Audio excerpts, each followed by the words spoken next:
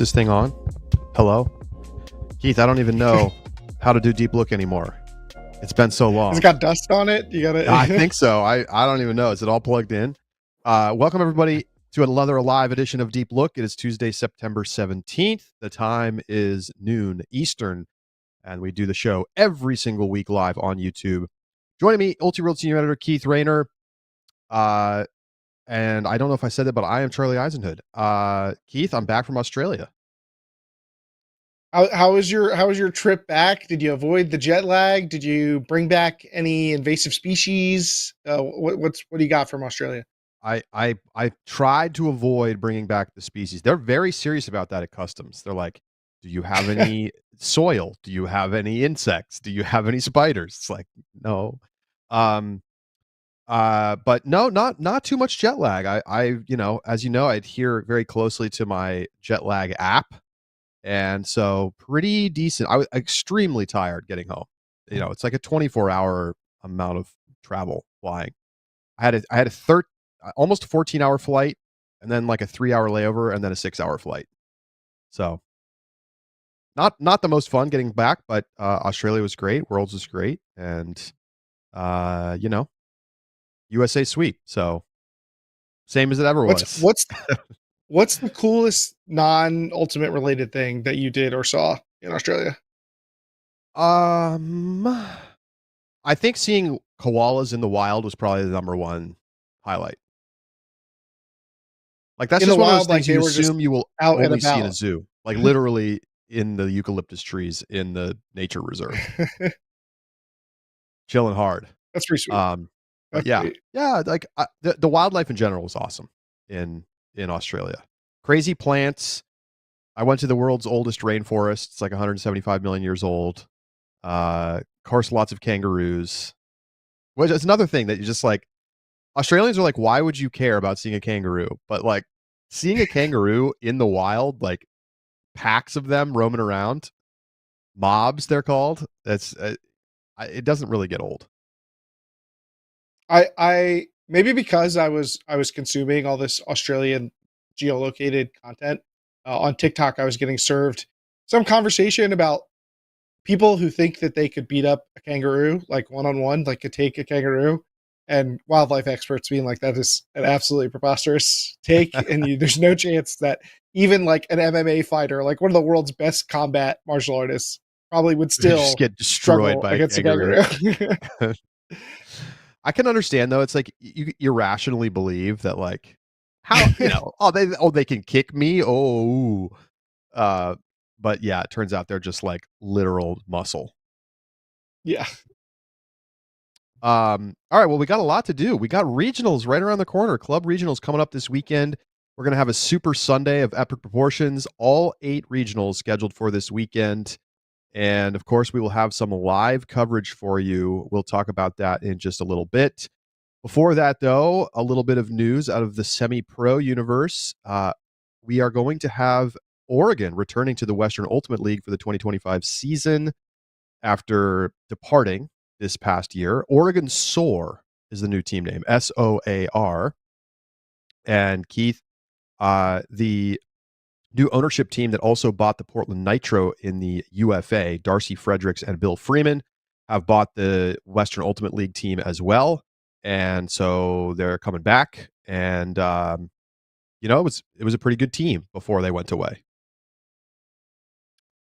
Yeah, the for those keeping score at home, we've Portland Swifts, Oregon Onyx, and now Oregon Soar. So we've gone the third strike now. We're up to 3. Or And is it the third Nitro time's are the also getting charm? rebrand. Yeah, maybe third time's a charm, or winner winner. Nitro are also getting a rebrand. They're going to go from Portland Nitro to Oregon Steel. So I, I'm always curious about branding. I find branding we're off super to a bad fascinating and start. interesting. Yeah, These are I can't terrible say that I team love it. names. Terrible team names. I'm sorry.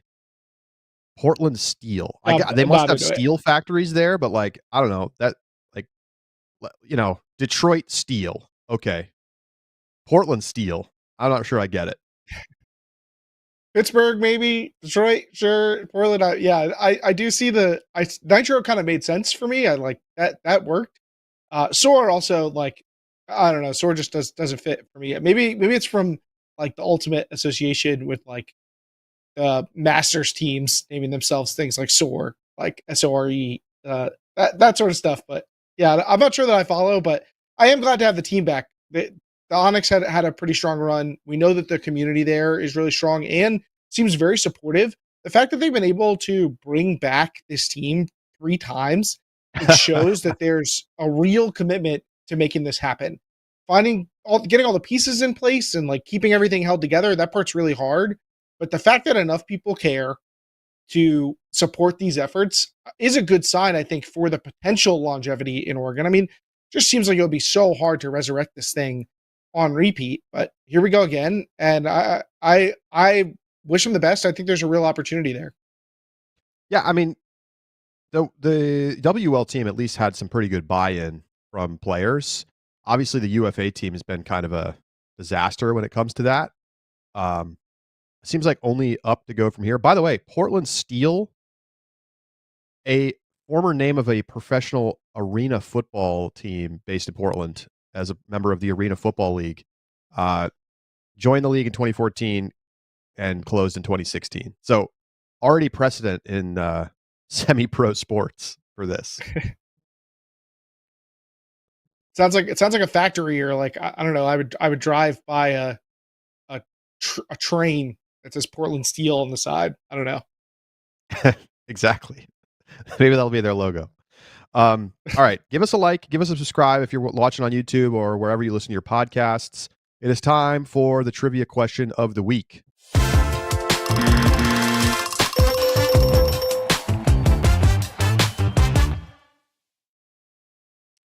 Trivia question of the week. And folks, it's time for a little guess the player. Oh, yeah. We're bringing it back. We're bringing it back. So for this round, I'm going to start us off with 3 hints. Charlie, you can tell me when you're ready for the next hint for this player. Okay. Okay. So I will start off. This player's first club team was Washington, D.C. Grit. This player has won 1 club title, and this player's nickname is their initials.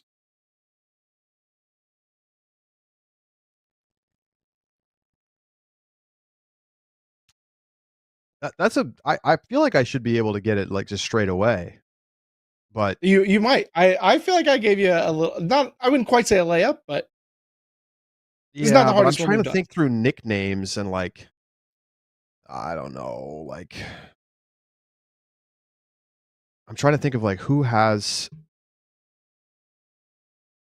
a nickname that's just initials in general, like let alone somebody from like the DC area. Um,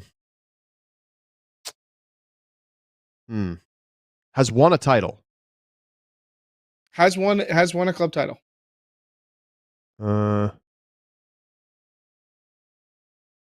I need another hint.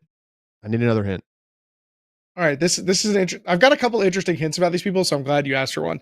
So this person has 3 times joined a team that won a club title the previous season, and then in their first year with the team, they did not win that season. Has won a title. I don't know if I said club title. Has won a I have a national guess now. championship previous season, and then didn't win the next season. I have a guess now, and I could see why What do you maybe got? this player would be a feature on this segment because she was playing very well at the World Championships. I'm going with CT Caroline Tornquist.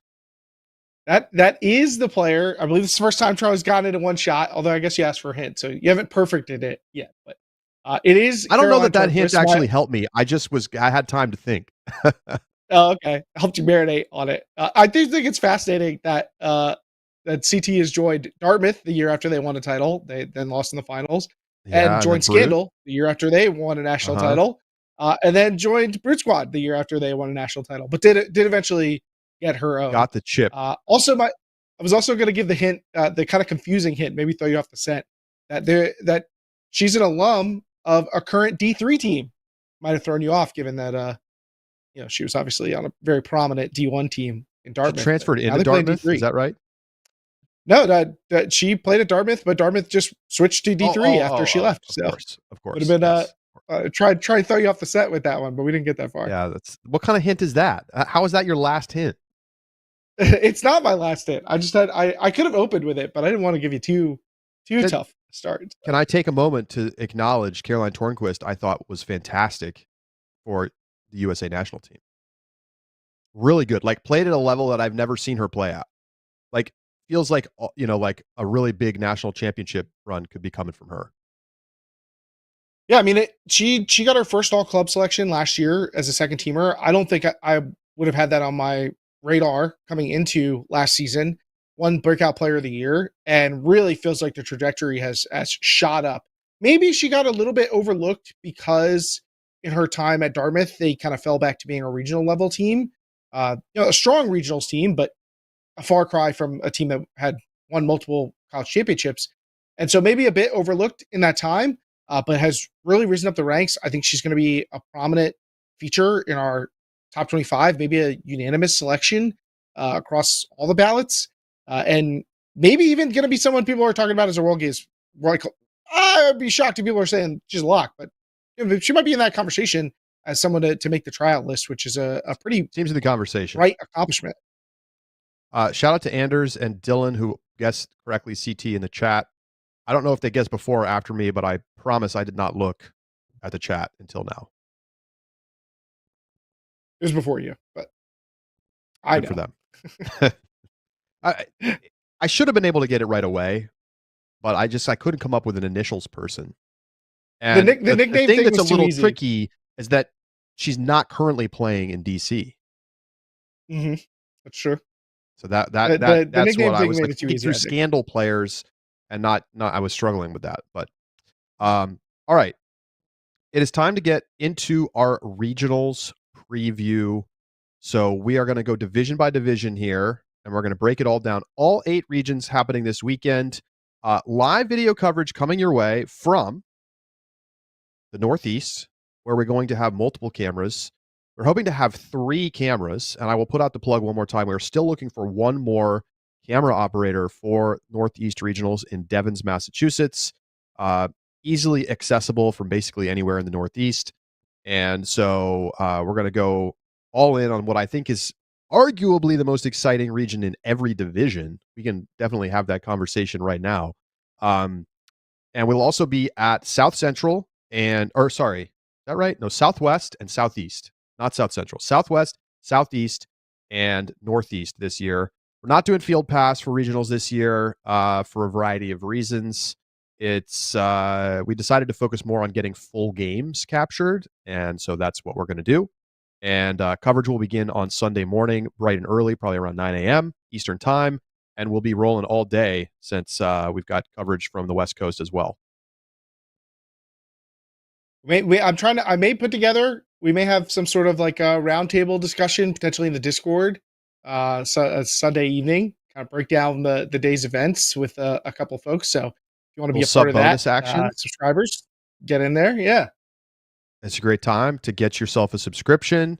You can sign up, get ready for regionals, and then, of course, Club Nationals right around the corner, and get into the Discord with any standard or all access subscription, and just the best place to talk about Ultimate online. All right, Keith, we're going to start in the women's division, and we're going to pop into, here's what we're going to do.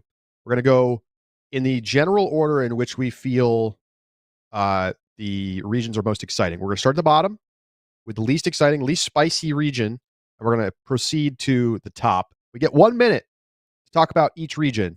So, Keith, I'll let you kick it off with the South Central in the women's division. Oh, it's so we got a little hot ones from most mild to the most spicy options here. South Central.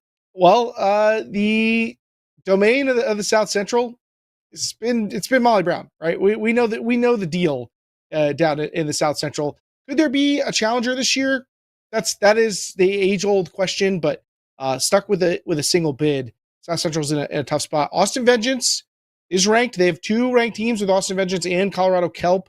Small Batch is if won their section over Colorado Kelp, so maybe there's a challenger somewhere in there. But to me, this is kind of cut and dry. Molly Brown. We expect them to dominate. And really, the question is by how much? Will they potentially, have a close game in the final? They win 15-9 or something, and that No. like leads into question marks. Like, is that the most interesting thing we might get here potentially? Yeah, there's just no chance like of this being a competitive region. We've had years past where we've said that, and then all of a sudden, whoa, like Austin almost beat them that one year. This is just not the same team. This is not the same Austin team. A lot of the best players are playing mixed. There's the buzzer. And I think that unless Molly wants to keep it close by playing open lines, we're going to see a 15-5 finish in the finals. Maybe you Let's move could put on. this one. Maybe you could put the Southeast at the bottom if you think that the battle for second in the South Central is particularly fascinating. Which I give that some credence. Let's move on to the Southeast. Um, by right rankings, I think you can actually argue that this is the least interesting regional. One bid, Phoenix is the top dog by quite a margin. They are number 6 ranked in the country per USA Ultimate. The next best team in this region is still Ozone, but it's not the Atlanta Ozone of the past. This Ozone team coming in ranked 29th. They have, losses to Wicked and Heist and Juicebox this season. There is not a hope for this team to seriously compete with Phoenix for the win in this region. And, I think making the game to go over a team in Juicebox that's beat them, which is like a team from Charlotte and Asheville with some good players on it, that would be kind of the ideal situation for them. And everybody's just going to say thanks, Phoenix, and hopefully you represent the region well of the national championships. I miss the old days of the rivalry of Phoenix and Ozone, which brought us some great games, and then you had Tabby Rosa coming up. So I think there's some history here that maybe you can appreciate about the Southeast, but I think you really have kind of a coin flip with these bottom 4 regions about which one should be in what order. I think you could probably argue any of the order for the bottom 4. Um, just want to say a quick shout out to Sam in the chat. Hey, I'll email you when the show's over. All right, next up is Great Lakes. Keith, take it away. Well, Great Lakes is another one bid region with one team expected to outperform all the rest, and that is Nemesis. Rogue Outrage, who is the like new Michigan kind of team, sort of taking the place of Rival. Could they be potential challengers? We haven't really seen a lot to indicate that they could. We're just talking about the Southeast. Rogue has lost games to Ozone and Juicebox, Heist. It's going to be a tough climb, I think, for one of these teams to find a way to get over a Nemesis team that is always solid and especially brings it at regionals. So tough to see a big upset here. I agree. It is worth noting that like Indy's maybe got a chance. I don't think it's a great chance, but like we're now at the point where you could like see it happening, right? The first two, there's absolutely no chance.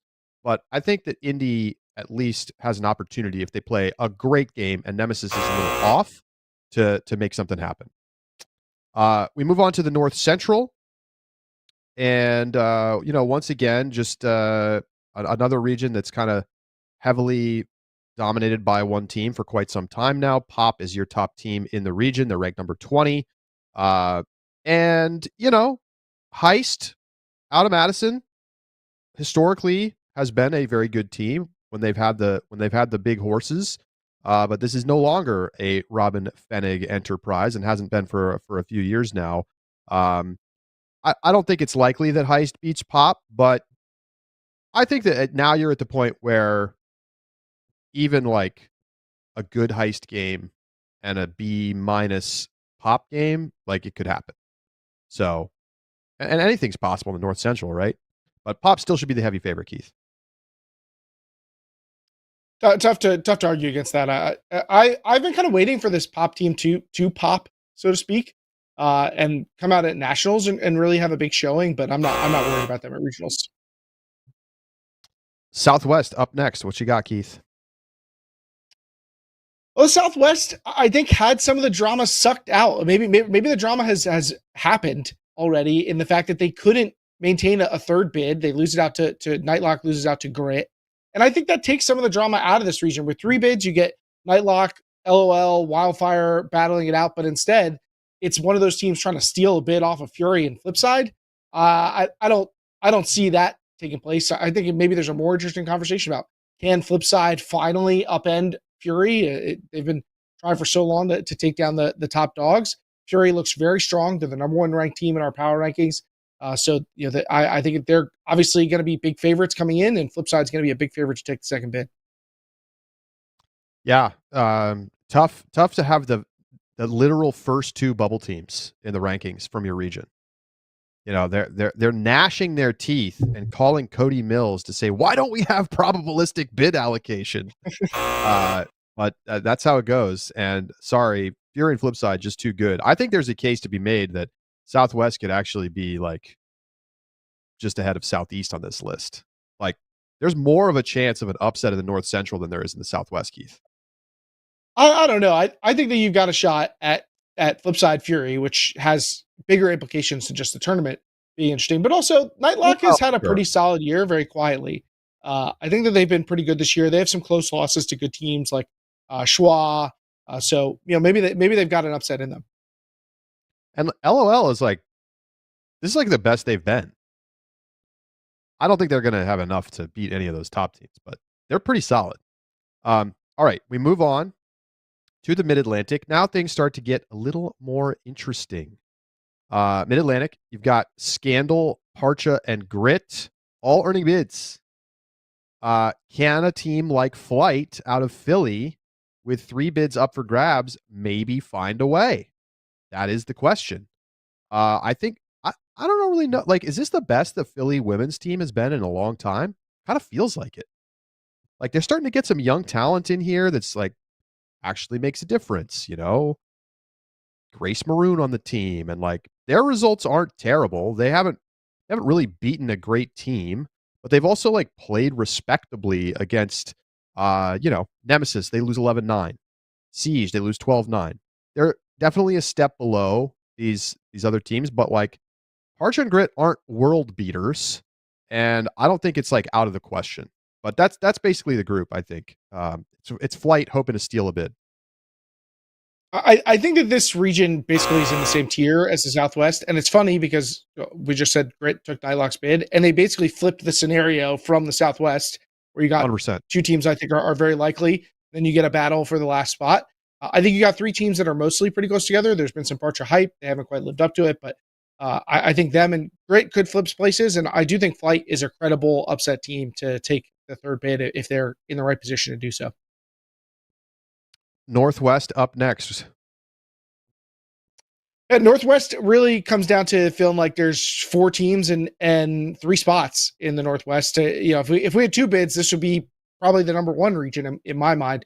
But can Dark Sky potentially take a bid from one of Riot, Traffic, and Schwa? Dark Sky got off to a hype start to the season. They have a win over Traffic 9-7 back from Select Fight Invite. Their results at ESC did not really back that up. So which version of this team are we going to see show up at regionals, and can the teams above them manage to hold on? Because I think there's a compelling conversation for both who's going to win this region. I think you can make a strong case for Riot, Traffic, or Schwa, and then is one of them potentially going to be upset by Dark Sky? This team's no joke. This Dark Sky team. Okay, they have real coaches in Kendra Mitchell and Sean Knoll. They have real players, and many of them are like 25 and under. So Stacey Gaskell's on this team. Youth stars who have driven Utah to huge success. Lily Terpstra, Kate Berry's been awesome for BYU. Audrey Selfridge, Kira Harujnikova. Like, this is a real team. Corey Bigham. Like, they are not going to be a pushover. Now, the question is, do they have enough to actually take down one of these like dominant teams from the long run? I don't know. But this is a true upset alert team. And I think this is a team that's going to nationals in the next 3 years, 100%. Maybe it'll be this year. Three bids opens up opportunity. No doubt. All right. we get to the star of the show here, and that is the Northeast. It is always exciting in the Northeast, and this year, it's awesome. We've got your top teams: Fruit Squad, Sixers, Bent, and then Iris earning a bid in the 12 spot in the rankings. But then you got, Starling, Siege. Like, there's some upset potential here, and I think with 3 bids, this would be an even more interesting region. 4 makes it particularly spicy, Keith. I do think that from a fan standpoint, this region would benefit from one fewer bid Yep. to add a little more spice to the pot. But when I'm thinking about which regionals are exciting, I think that obviously the number one thing is who's going to make it. When you get drama around the cutoff line, that's big. But I also think I consider what are these tournaments going to tell us about the final days at nationals, and teams like Brute Squad, Sixers, and Bent are all thinking about that. They're all thinking They all about, want to make the hey, can we make a semifinals. run? Right. So this is going to be a telling tournament for what these teams' ceilings are going to be down the stretch. So I think there's a lot of value in finding that out about these teams too. And don't totally write off Iris either. No, I mean, how good is Iris? Like, they could surprise us this weekend. They haven't played very many games, but they're very solid. Now, I think, is the Canadian women's masters team playing at regionals? I heard this was happening. So that's another like dark horse in the mix. And watch out for Pizza Rat, Keith. Pizza Rat. You got the Pizza Rat intel? I don't. I probably know some people on this team, but I don't have the intel. Suni Haley's on this team. That's shout out to Suni, who does some work for us as a replay operator. All right, we're gonna take a quick break. Well, but I guess, do we need to make our picks? Are you picking any upsets? Well, I feel like there's got to be one somewhere in here, right? There's got to be one. Think about it. When we come back from the break, we'll make our official predictions in every region. We'll be right back.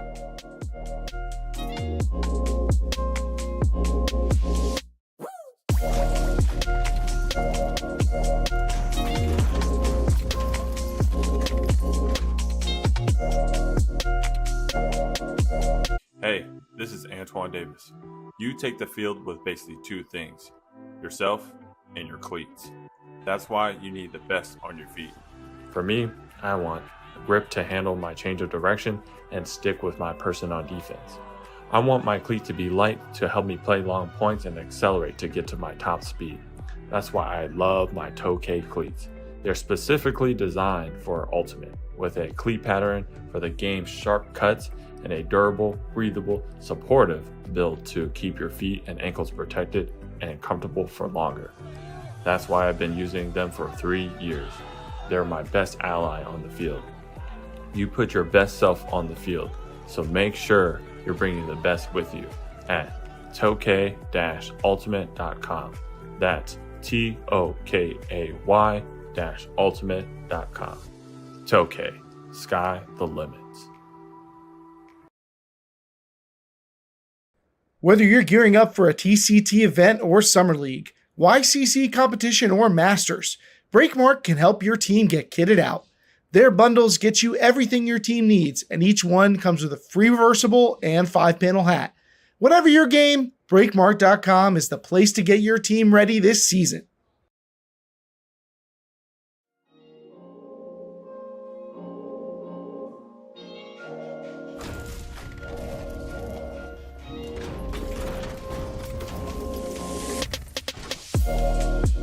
All right, welcome back to Deep Look. We are live on YouTube every Tuesday. And Keith, we got to throw down our picks here real quick. And maybe that's just for ordering, but we'll take that. In all the one bid regions, I'm taking the favorite. You doing the same? I am. I'm on. That's Molly Brown, Phoenix, Nemesis, and Pop. Yeah. So then we got to pick the order in the other divisions. Where do we need to start there? We'll work our way right back down the same list. I'm taking Fury and Flipside in the Southwest in that order. Same. I'm keeping it simple there. In the AC or the Mid Atlantic, excuse me, I'm going Scandal, Grit, Parcha. Damn, I want to pick Flight. I don't think I can do it though. I don't have it in me either. I'm going chalk, Scandal, Parcher, Grit. All right. Northwest, what do you got? I'm taking the top three. I'm not sure I buy Dark Sky. They have one good tournament and one pretty rocky tournament. So the results just aren't there. And it's not like the teams above them look particularly vulnerable. I think that Traffic, Riot, and Schwa all are going to be pretty solid. I'm going to take Traffic to win, get the upset over Riot, and Schwa to finish third. It's tough, man. Like, I think Dark Sky's good. I just don't know if they're good enough. Like, these other teams are really good. Give me Riot to win it. Traffic second, Schwa third. All right, we've secured a Schwa win. Beautiful, beautiful work. Northeast, I'm going. This feels like an upset special. I don't know. I'm going to go Brute Squad, Bent, and I'm going to call a little spicy upset Iris over Sixers. Sixers takes the last bid. I'm going to take the same four teams, but in a different order. I'll take the spice. I got to get some spice somewhere in here. So I'm going to take Bet to win the region, Root to finish second, Sixers and Iris to take third and fourth. Okie doke. All right, it's time to move on to the men's division. And we go back to our list and to our ordering for the men's division. We begin in the Mid-Atlantic. And Keith, take it away. Tell us about the MA. Well, the MA this year is, I feel like, a little different than most years. They one bid region out of the Mid Atlantic, and that's why it's at the bottom of the list. This is another region with one team that looks really strong and no other bids to speak of. So, Truck Stop, they are the dominant force in the region, number one team in the rankings.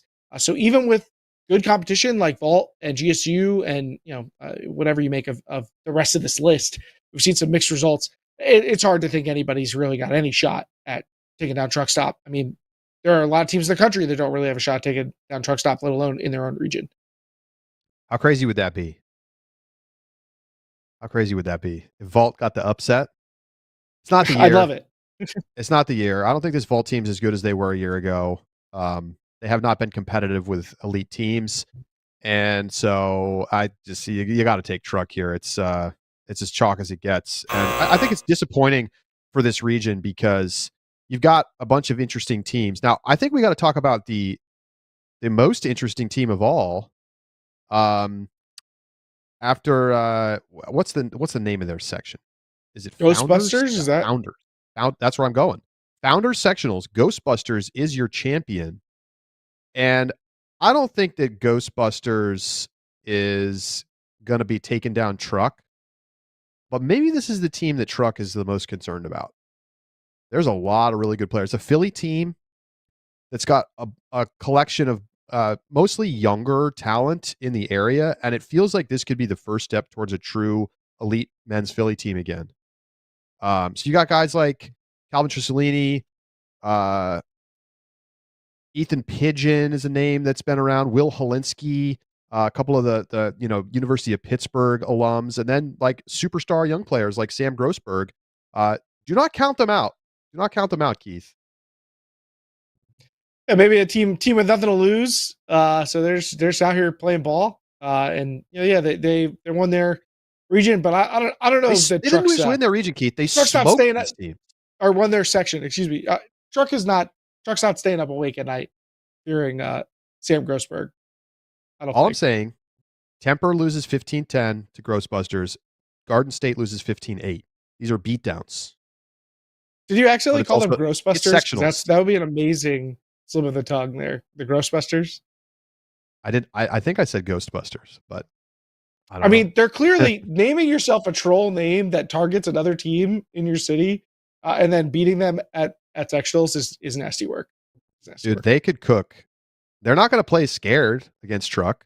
All right, let's move on. The timer is well past the 1 minute mark. Great Lakes next up. Yeah, it's kind of, we've grown to expect this. I mean, the second ranked team is 29th behind number 1 ranked Machine. There is no hope for any of these teams to beat Machine. I can't even believe that. I disagree. Keith made these rankings. I completely disagree. This is the least interesting division by far. Ghostbusters has a legitimate upset potential. None of these teams are going to even sniff beating What Chicago are you Machine. talking about? I'm telling you, Keith. Ghostbusters. You just said not to take away the Great Lakes' shine. Ghostbusters has no chance of beating. None. Okay, Keith. Ghostbusters. So they blew away the number 27 and 28 teams in the rankings. Blew them away. So what should they be ranked? I mean, 20th? All right. 18th? I'm not saying they're going to win. I'm saying it could be close. Charlie could pick the pickup team to beat the number 1 team. It's cool. That's fine. Look at the roster, Keith. I can't wait. I can't wait. When it's close, I can't wait to come back here and tell you were wrong. Sorry, Great Lakes. There's nothing to say about the Great Lakes, let's be honest. Yeah, do better. It's brutal out there. All right, South Central. What do we got, Keith? Well, we got 2 teams and 2 bids is what we got. You got Johnny Bravo coming off their big pro championships win. I think they feel like a pretty comfortable favorite, and honestly, double wide, low key nice. I mean, they've had a good season. They played well at ESC and Pro Elite. Yeah, they have some kind of wonky results at points, but this is a team that I think was totally written off, and I think has come back and shown that they're not going away just because Disco Club appeared and took some of their players. This is a team that lost close games to Dig, beat RDU, Sub-Zero. So I think this is a legit team, a Nationals quality team, and there's just not enough else in the region to take them down, in my opinion. Have you considered that Cody Spicer plays for Fungi? No, I mean, Fungi's 15-2, right? I don't think that this region stinks, but there's a gap here. There's a gap. It still might be smaller. It might be bigger than the gap between Ghostbusters and Truck Stop. All right, I'll let it go. What's next? We got the Southeast. Pretty standard stuff in the Southeast, where we've kind of grown used to the dynamic here, which is Ring, Chain, and RDU playing well. Florida Untied, next best team. They got you. They got me. And another good season for RDU, Keith. I mean, they didn't really get a ton of great wins, but they beat Pony again. Yeah, but they've been good enough that I don't worry about them much. They seem closer to being in the tier with Ring and Chain than to the rest of the field, in my opinion. 100%. Do you imagine a world in which RDU gets the upset? Maybe. Yeah, I think it's possible they could. Chain's been pretty underwhelming this year. Now I don't think Chain, we've seen much of the fully formed Chain, but and I feel a little less optimistic about RDU's overall ceiling. But if they take down Chain, it's possible. All right. Next up, we've got the Northwest. Well, the Northwest is the king of the mountain. They got the chip stack at the table with 4 bids. So could there still possibly be some drama? Well, Shrimp. A little bit. It's because of the Shrimp. The Shrimp are out. Shrimp somehow taking the last bid available, and so Dark Star is the team sitting on the outside looking in. And this Dark Star team has not played to the level of last year's team, I don't think. So I really don't know what to make of that battle between Shrimp and Dark Star. Could we see another upset like last year? Could a team like Sakai or Furious need to be worried? I think Sakai's looked really good this year, but Furious has had a mixed bag. Could one of those teams actually end up missing out? Get some extra drama after last year? It starts to feel like there's a little more possibilities here. And but really the conversation is about Shrimp versus Dark Star for the last spot. I think Shrimp's going to get whopped by Dark Star. I mean, Shrimp only won their sectional title against Bonneville Flatball Club 14-12. They don't have a real resume. They got algorithm bumped by blowing out like very mid teams. Good for them. And don't get me wrong, they're solid. They are good enough to keep the bid they earned. But I think Darkstar has a lot more reps at a high level this year than Shrimp does, and I think that's going to come through in the end. I want to pause briefly before we move on to the next region, because the chat is coming up with something, which is Boneyard. Boneyard, the Masters team, qualified for regionals out of Carolina. Getting I think reps in they before the World Masters Ultimate Championships coming up in November. Could they make nationals? That seems to be, there seems to be some buzz about that in the chat.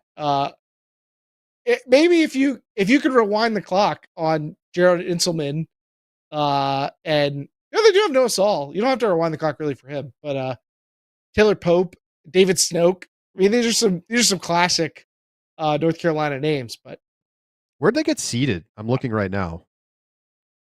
They're 7th. They're in the pool with Chain.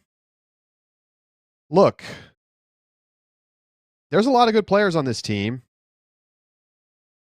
I think it's possible. Okay. I think it's possible. Charlie. I don't think it's likely, but I think it's possible.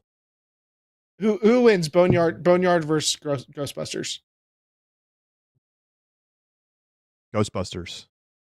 Okay, you better say Ghostbusters. I think you are underrated. What? Because we haven't heard of this team? Dude, they blew away mid-20s ranked teams. They have many good players on their roster. They do have that. That's true.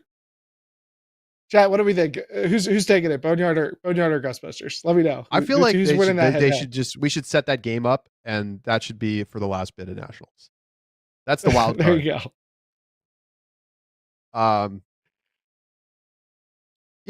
This whole exercise, Keith, sorry to have an aside here.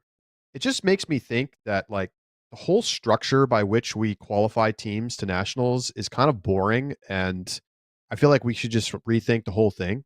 Like, how many of these regions have we been like, there's no hope for anybody besides the top team? Like, is that really what we want regionals to be? Well, I think the problem is that most of the really good teams are just way better than, like, there's just a huge tier gap between the quality of the teams that are competing to go deep in nationals and the teams on the fridges. We either need more bids or we need a different structure or qualification. Maybe why do we need bids. More? Why there we go. Why is everybody always like, we need more bids? Why do we need more to reward more mediocre teams to get them into nationals so they can get smashed? I don't want that. I want fewer bids. Make the good teams have to battle it out. Only 2 bids to nationals. Yes. Direct to finals. Okay. You're up for Southwest. Let's see. Just quickly, Jalal points out in the chat, Bonneville Flatball Club has Jordan Kerr and the Jorgesens on the team. Perhaps they could cause some trouble. Yeah, but I mean, they did lose to Shrimp, so I don't want to get crazy. But if the Utah team coalesces, they're going to be really good. Sorry, we're moving on. The clock is already ticking. Southwest. It's of course Revolver's region to lose. SoCal Condors second. I actually disagree with Keith's assessment here. I think that probably both of the 2 previous regions are more interesting than this one. Does Condors really have a chance? The reason that you might think they could beat a number 5 ranked Revolver is some interesting additions to the roster. Kurt Gibson joining up with the team, and that's the first time we've seen him on a club roster in quite some time, Keith. Obviously, there's lots of talent on this team, but Condors has really underperformed this year. I feel like we filmed their most interesting game of the season. We streamed them against Pony, and they almost won it, but they lost ultimately on double game point 15-14. But, is Kurt enough? I disagree with you. I think the most interesting thing about Condors, the reason you make a case for them is not an addition they had. I mean, during the year, they're playing sometimes shorthanded, and look at the results. They've got a win over Sockeye. They've got that close loss to Pony. They lost by 3 to Truck. They lost by 4 to Ring. Like, those are teams that we're talking about potentially making semifinals, and they're in games. And in some cases, Sockeye obviously not in the semifinals conversation, but they did beat a Sockeye team that's looked really good this year. So I think that Condors makes their own case before they even get Kirk Gibson, and I have no idea what he adds to the team. I mean, he's definitely he's got some good video analysis, but like, when's the last time we've seen the guy play? Not in a long time. But When is the last Revolver, time? yes, really good. They're a big favorite. But I think this Condors team has some chops, and they would be good in other regions. When is the last time Condors beat Revolver? I don't know, the 80s. Yeah. Thank you. Case closed. All right. When's the last Next time region. Ghostbusters beat Truck? Oh my God. Northeast coming up next. Is it me or you? I think it's you. It's me, and you could. I'm surprised that you're not going to give me immediate pushback that the Northeast should be the best region. I think we're a little excited about last year. Yes, last year had incredible upsets, and we had the whole Sprout thing coming into this. But the fact is that the region has Dig and Pony, and Goat, and I think that those are probably the three most likely teams. Yes, Goat is not quite the Goat of old, but are you really betting on Sprout or Blueprint or Phoenix? Sprout or didn't even Mephisto? make regionals. Right. So are we really all that jazzed about one of these teams beating Goat, who like is like a top 10 team in the rankings? I don't really buy necessarily that. I think maybe the Dig Pony final is potentially even more interesting than who's going to make it. Yes, this is still the second most exciting region. So there is drama to be had. After last year, you get a little bit extra credit, but let's not get out over our skis here. Oat points out in the chat, Condors did beat Revolver in the 2021 Southwest Regional Final 15-13. And I was thinking that maybe they had done it one time in the last few years. But I genuinely think that might be the only time in like the last decade. So, hey, maybe. But that was a really good Condors year and a very down Revolver year. Listen, I'm actually not going to push back on this one. I think the Northeast is very interesting. There's obviously more good teams than your top pick in the North Central, but the North Central is like total chaos. It's like the Metro East of the club division. So that has its own level of intrigue. But I am excited to see how Dig, Goat, Pony shake out. And there are so many good teams in this region. It is totally feasible that a Sprout or a Blueprint or a Phoenix or even a Red Tide gets an upset. And how about we have to talk about Mephisto, who isn't ranked because they only played 6 games in the regular season, which caused them, when they beat Sprout to win the West New England men's sectional championship, to get the lone bid. And I just have to pause here before we move on to North Central and say that it is an illegitimate situation when the 16th ranked team in the country doesn't qualify for regionals at sectionals through basically no fault of their own. I think no fault of their done. They had no control over. They didn't do anything that there was nothing they could have done better to maybe ensure they sure they could have won the game. Listen, oh, I think to me this is the wake up call. So Sprout gets in, by the way, because another team declined their bid. And I saw an interesting note, I think in our Discord, that the team that declined their bid thought that somebody else was going to get in, and then instead it was Sprout. So Sprout like really gets lucky. This to me has to be the time where they go back to the drawing board and they say Canadian teams, if they want to play in the USAU series, have to play 10 games. This is a systematic problem that has been around for a long time. It keeps happening. They've made rule changes at the top end, but not really at this regionals end. But it doesn't sit right with me that a team like Sprout could end up missing regionals, not nationals, regionals, because a team didn't play 10 games. A legitimate, real, not pickup team, a real team that simply didn't play enough games. So I think if you are not a United States-based team, you should have to play 10 games if you want to be able to go to regionals or play in the series at all. I guess I don't hate the rule. I don't get why this one is such a big deal as compared to other years. And I mean, Patrick Stegemeller has been ripping his hair out for years about this cause. So this I is don't not the think we've first ever team had to a. fall victim to this. It's true. I don't think we've ever had a team this good be basically at risk of missing regionals because of this situation. They're the I 16th don't know. ranked team in the country. It's not compelling to me for a team that maybe has a shot at making nationals because they're good enough. Oh, now we should suddenly change the system. Like I don't disagree with the actual substance of what you're saying that we should change the system, but I think the reasoning is a little weird to me. It's like, oh, well, Sprout, a team that whose name we know and who had a good regular season, didn't win in the postseason, so now we should change the system for them. Your general point, I stand by that. I think that there's validity to it, but I think it's weird that everybody's made a big deal about this. I think it clearly needs to be a thought of like how to fix this general problem. And this is just the latest in a string of incidents that I think it makes this a reasonable thing to consider. Like, and basically USA Ultimate is going to have to turn down potential revenue. Will they do it? Probably not. But they should. Because competitive integrity is important. I mean, and this is breaking the system. What if on the other hand, let's flip the script here. What if Sixers, was planning on coming to the U.S. for 2 tournaments during the year?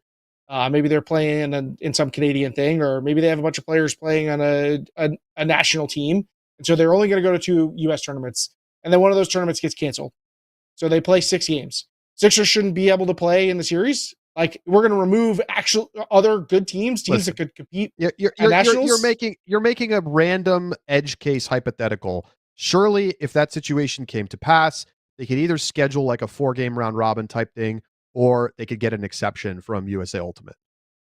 I'm coming up with an edge case because that's what you have to do when you make rules. Like, you have to think about what might happen in other scenarios. Like, fine, schedule a 4-game round robin.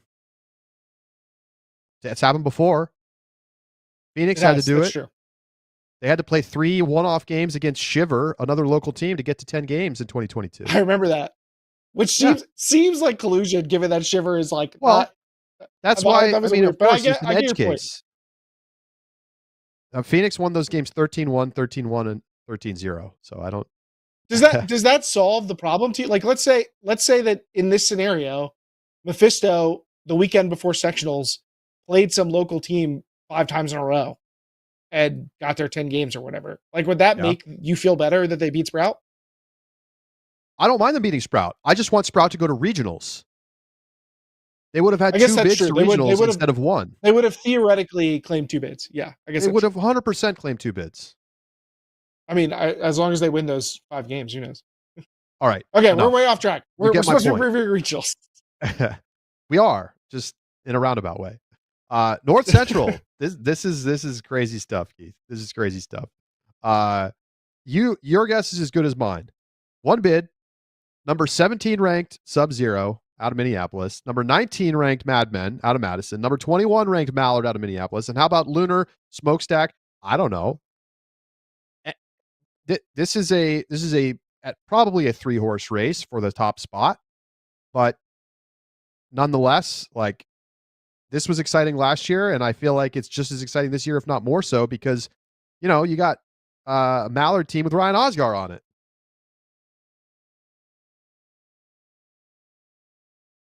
Yeah, this feels like classic North Central, right? Often it's been 2 bids in the college D1 men's, but we've seen not enough chairs to go around for these teams, and it's arguable that Mallard has the best result of any of the 3 teams.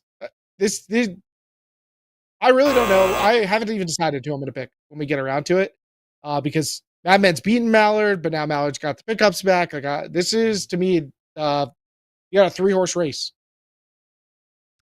Yeah, well, we're going to make our picks right now. We're going to go back to the top Mid-Atlantic. I'm going Truck.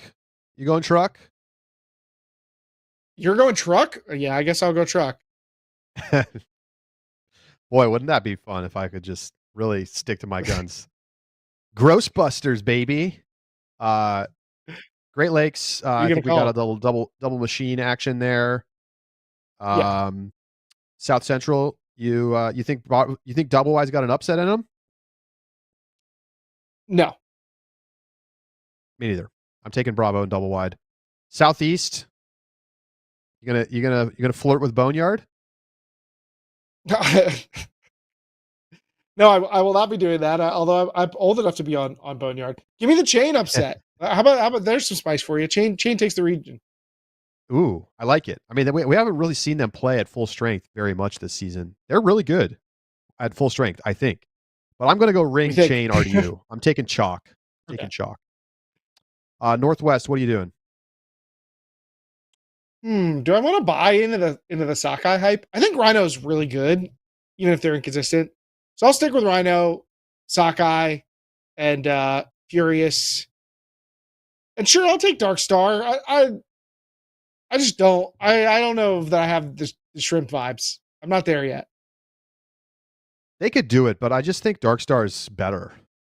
And they've been much more tested against good teams. And that really matters when it comes down to the crunch time at regionals. Southwest, I'm taking Revolver. I am also going to take Revolver. Okay. Northeast, I think I'm going to take Pony over Dig, Keith. I'm going to go Pony, Dig, Goat. Calling an upset. Hate to say it, but I got the same thing. Okay. Dig Disrespect. Super Dump. We'll see if it's still alive. North Central. F it. I'm taking Mallard. No, I was going to take the. You know what? I've been on the Sub-Zero train all year. My brain says Mallard, but my heart said Sub. Fair enough. All right. Sub-Zero, Mallard, our picks there. Let's move on to the mixed division, our final division here. We begin back in the Great Lakes. Keith, tell us about it.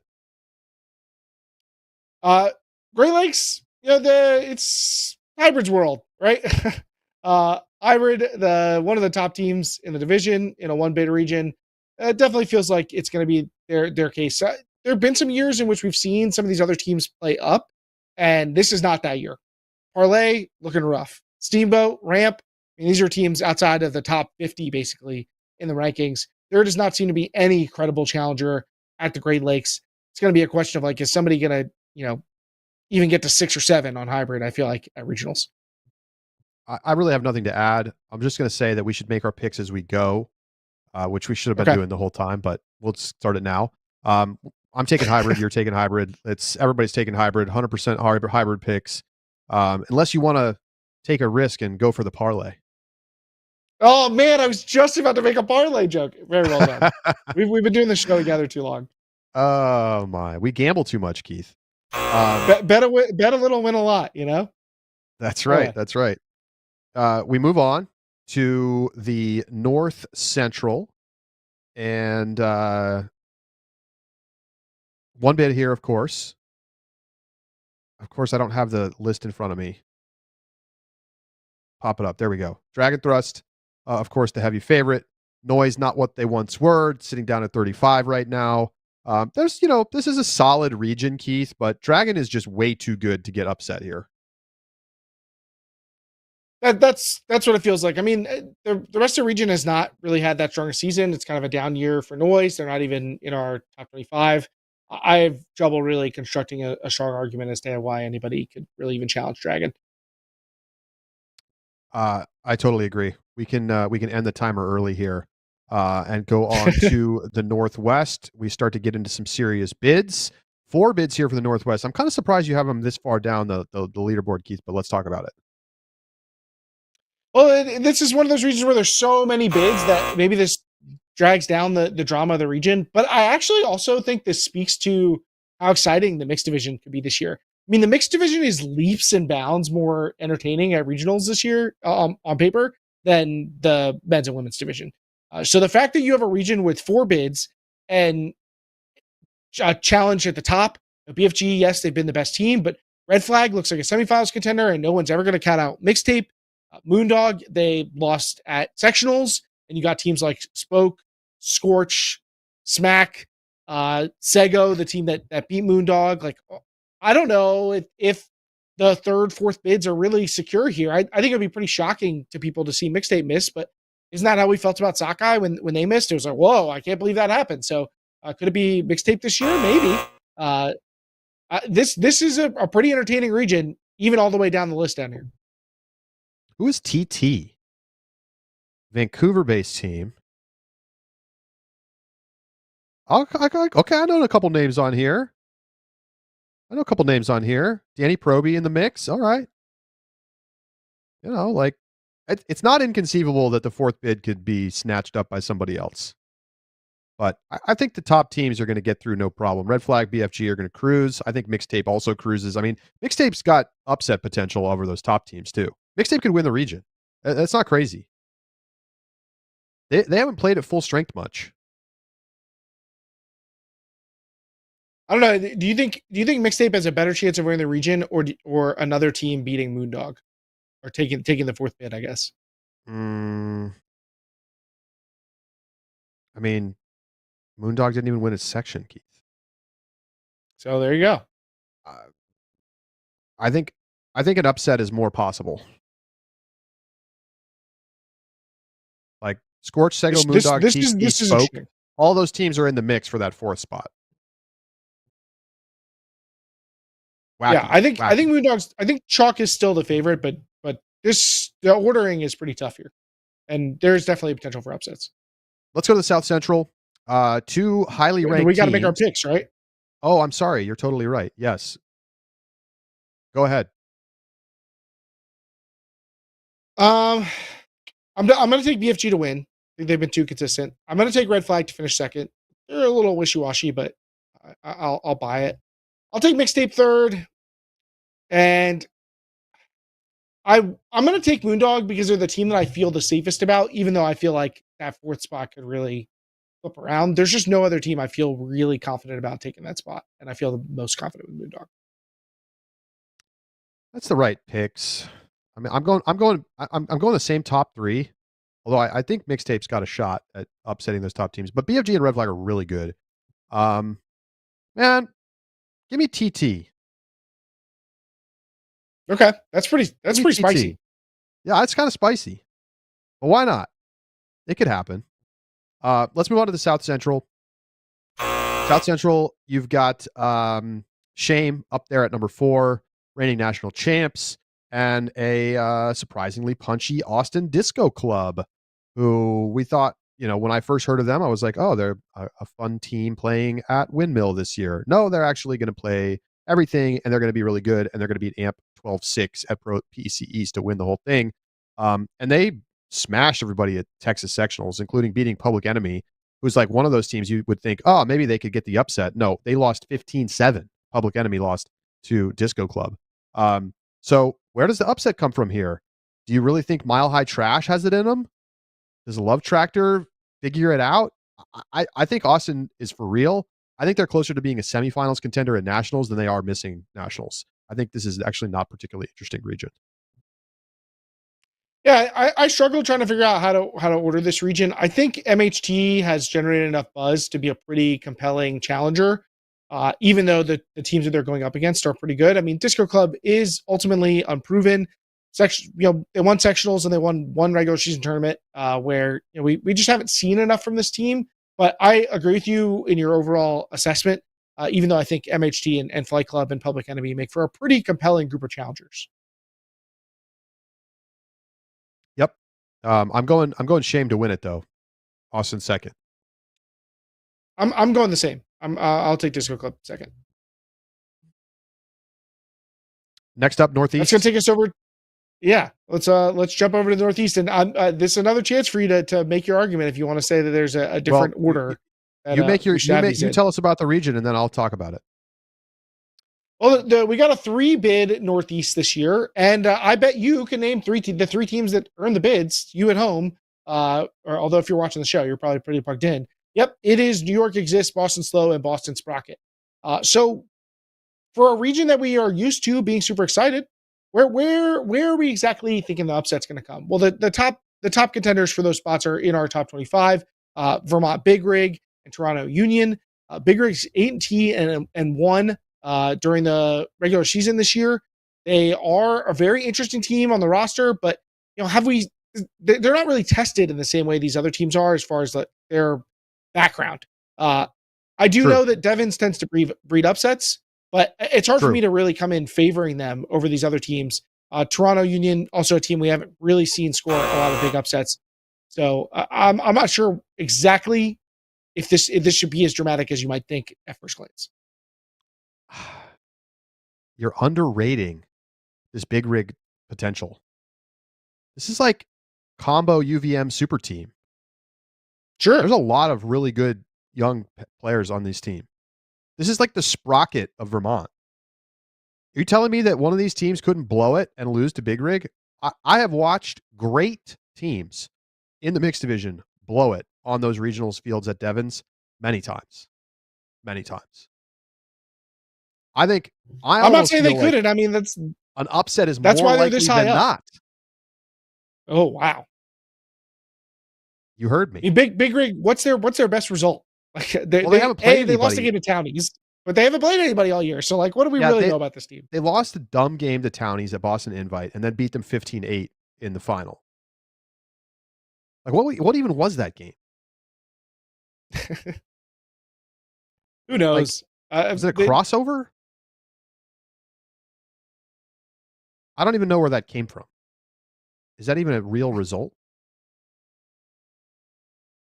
Is any result real? I think they're a talented team. Don't get me wrong. They must have played like an extra game that didn't count in the tournament because it's not in the tournament. Like, I don't know what that game means, but I wouldn't put much stock in it. My point is, sure, they are totally untested. You're 100% right. But they basically haven't lost the whole season, and they've blown teams away for the most part. So, I don't know. Like,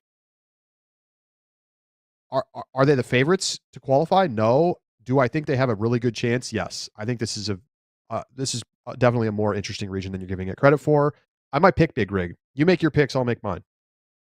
I think the top 4 regions probably could go in any order. I think you could order Northeast, Southeast, MA, and Southwest in pretty much any order, and sure. I would subscribe to it. Sure. My picks. Do we got some Devon's magic in us? I don't know. Slow is the team that has been up and down for me. They're the team that I have trouble really getting excited about. But none of Exist, Slow, and Sprocket have been that compelling, I guess. I'll take Sprocket, Exist, and then do I think that Big Rig could take it down? Or could Union? Is Union sneaky? They're a tough pick. I'm gonna stick with Slow. I'll take Sprocket, Exist, Slow in that order. Sprocket to win the whole region, huh? Oh my god. I don't know what to do here. But you know what I know I'm going to do? I'm taking Big Rig to make nationals. I'm riding the truck. Let's go. Blow the horn. Big Rig making the drive to San Diego. Who's getting left out? I don't know. Someone's going to blow it. But you know what? I feel like Slow usually overperforms at regionals. So I'm actually going to take them to win the region. I have Exist in second, and I've got Big Rig stealing it from Sprocket. Think about that. You have Sprocket winning the region. I have them missing nationals. And you have them missing nationals. I mean, this is very possible. How is this the fourth team? How is this the fourth ranked spicy region? Come on. What are we doing? Let's see what the ordering is. Let's keep it going. All right, let's go. Southeast, 2 bids. Is it me or you? I'm sorry, I forgot now. I think it's me. I don't remember it's me. Go ahead. It's pretty spicy. I'm not gonna lie to you. We got Toro and Space Force earning bids. And then you've got Shine sitting there just 3 spots back of Space Force at the number 19 slot. And Murmur is good. They're the 23rd ranked team out of Athens. I don't know, Keith. Like this is definitely pretty interesting. And I think a lot of it's going to come down to like matchups and who has the best path. And I think the good news, for Shine is that they get the number 1 seed. And so they get to avoid Storm and Toro, and like, I mean, there's a lot of good teams here. Like, what is Storm at sectionals? Beat Toro 13-12. So they have to play again. Shine and Murmur could meet. Maybe Pyro in the mix. I don't know. There's a lot. There's a lot going on here. That Huntsville Pyro team is good. Yeah, you didn't. At first, I thought you weren't going to get deep enough. Don't forget about Jack Williams' fly trap in the mix. I didn't even too. think about Jack Williams' fly trap. I forgot about that. So you got Murmur, like Pyro, who won their section over Space Force. There's like 6 or 7 teams, and there's no. Is there even a clear favorite? Like, who's expected to take this bid? I guess that means I'm gonna take Shine. I like what Shine's about. Do I believe in Space Force? I like the experience they picked up, but they also lost some of their players to Pyro. Give me Shine and Storm. How about that? Shine and Storm to take the top 2. I mean, that's who knows. I'm going Shine to win. I love that they got the 1 seed. I think that's a very big advantage. Give me Murmur. Whoa. Is that crazy? I mean, they won this, it's not. they won the East Coast section. Anything's possible here. Anything is possible. They have some really good players on this Murmur team. Fiona Cashin, a bunch of the Quincy Booth, a bunch of the like UGA alums. I don't know. I like the roster a lot. That's pretty hot take, but I'm into it. I support it. This is the region I feel like to get crazy. They're like maybe rated 1 or 2 points worse than Space Force by the algorithm. Like nothing crazy. Go back 2 weeks and say Murmur's making nationals and tell me that doesn't sound like fair enough. But stuff out of thin air. I'm fading Toro. That's my steez. What about an all Huntsville nationals, Space Force and Pyro? That'd be kind of sick. Spicy. Who knows? This one's wild for sure. All right.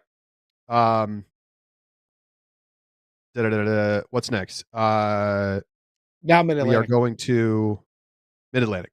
Take us away, Keith. Well, sadly, I do hear that there's going to be a lot of wind at Mid-Atlantic regionals, which less fun to watch. But if you're just looking at results, you don't see wind, so you can just monitor the scores. And this really feels like it's a matchup at the top. AMP is going to be the big favorite, I know, but there was a lot of talk about how good this rally team could be. So could we get the upset? It feels possible. AMP has been pretty good this year, but so has Rally. They've been up and down both ways. So I think that this is a very fascinating top end matchup with a lot on the line, a lot of experience. I think a lot of familiarity.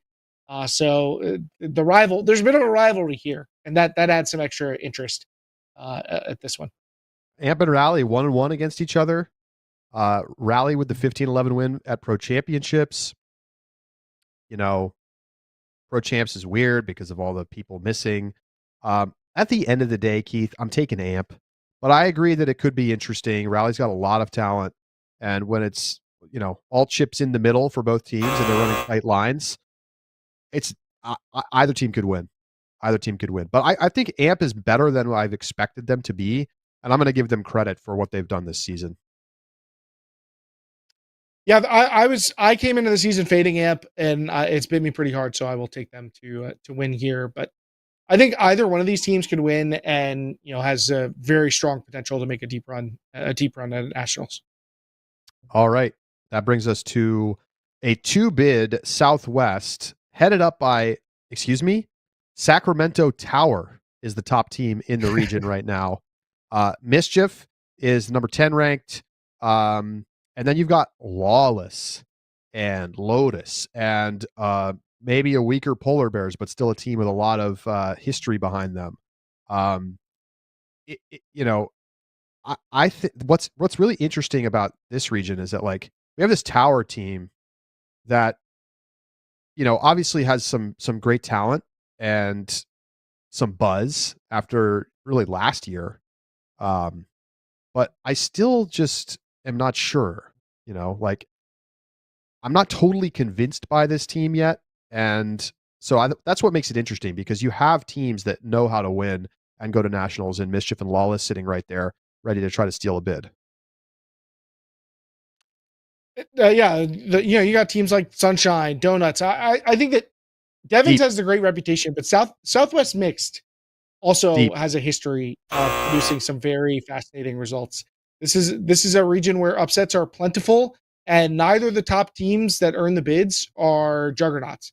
Mischief has been a little inconsistent this year. Tower is a team that doesn't have a lot of background. So could you see a team? I think there's a strong case that like Lawless maybe has the best recent history of these teams. That's just starting at the top. Like you got a deep team, deep field here. So I'm struggling to land on what my 3 picks or what my 2 picks are going to be when it comes down to it. Well, I'm going to go with Mischief to win the region, a mild upset, at least by ranking.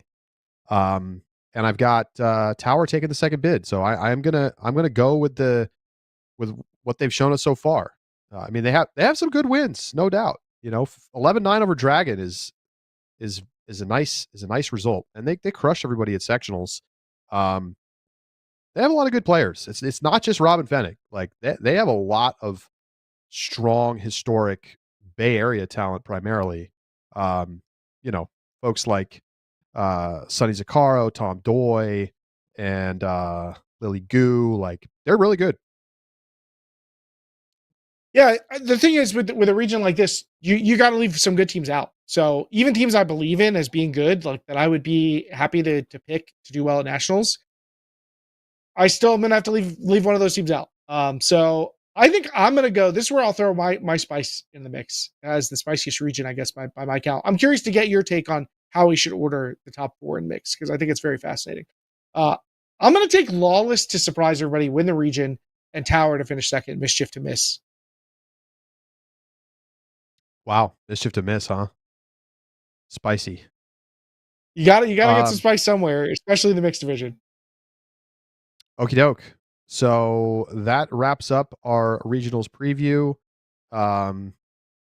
Some great chirping in the chat. Love to see it. And what would be your top 4 in the mixed? How would you order Northeast, Southwest? Northeast, Southwest, Southeast, and Mid Atlantic. How would you order those in excitement? Mid Atlantic, then Northeast, Southwest, Southeast, I think. Okay. I think you got a clear tier with those 4. Yeah. And I think you were a little surprised to see the Northeast in the middle of the pack, but you can see how we got there now.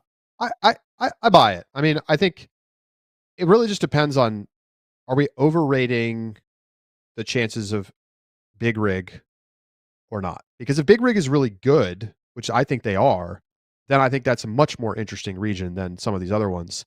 But if they're not actually that good, then it's going to be kind of chalky.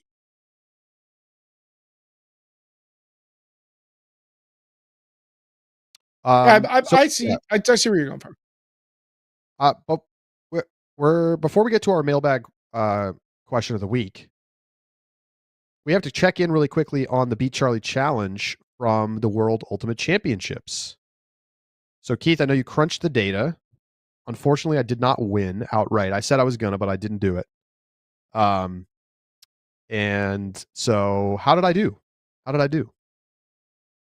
All right, so you scored 58 points. We had a lot more points in this round. You scored 58 points, which puts you in the 73rd percentile. You were beaten by 62 entries, and the average score was 55. So you outscored the average, which is pretty solid. You had some ups and downs. You didn't do as well in the women's division, in part I think because you picked Columbia to win. You also were